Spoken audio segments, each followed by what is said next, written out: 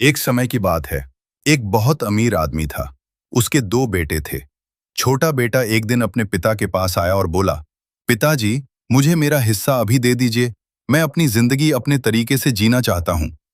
पिता का दिल टूट गया, लेकिन उन्होंने कुछ नहीं कहा और अपनी संपत्ति का हिस्सा उसे दे दिया।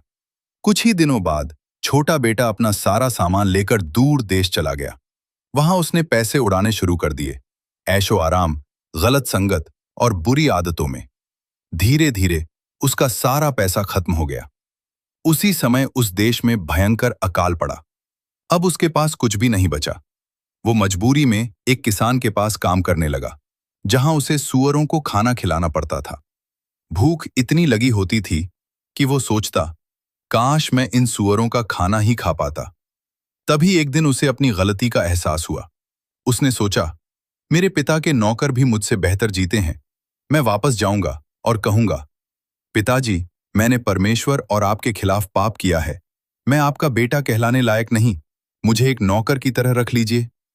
वो उठकर अपने पिता के पास लौट चला। लेकिन कहानी का सबसे सुंदर हिस्सा अब आता है। जब वो अभी दूर ही था, उसके पिता ने उसे देख लिया। पिता दौड़ते हुए उसके पास गए, उसे गले लगाया और प्यार से चूम लिया। बेटा रोते हुए बोला, पिताजी, मैंने पाप किया है। मैं आपका बेटा कहलाने के योग्य नहीं। लेकिन पिता ने उसकी एक भी बात पूरी नहीं सुनी। उन्होंने अपने नौकरों से कहा, जल्दी सबसे अच्छा कपड़ा लाओ, इसके हाथ में अंगूठी पहना दो, पैरों में जूते पहनाओ और दावत की तैयारी करो, क्योंकि मेरा ये बेटा मर गया था, अब फिर से जीवित हो गया है। ये खो गया था, अब मिल गया है। और घर में खुशी का माहौल छा गया। बड़ा बेटा ये सब देखकर नाराज हो गया। उसने कहा, मैं इतने सालों से आपकी सेवा कर रहा हूं, लेकिन आपने मेरे लिए कभी ऐसा जश्न नहीं मनाया। पिता ने प्यार से जवाब दिया, बेटा, जो कुछ मेरा है वो सब तुम्हारा ही है। लेकिन आज खुश होना जरूरी है, क्योंकि तुम्हारा भाई खो गया था, अब मिल गया है। सीख। ये कहानी हमें सिखाती है कि परमेश्वर का प्रेम कभी खत्म नहीं होता।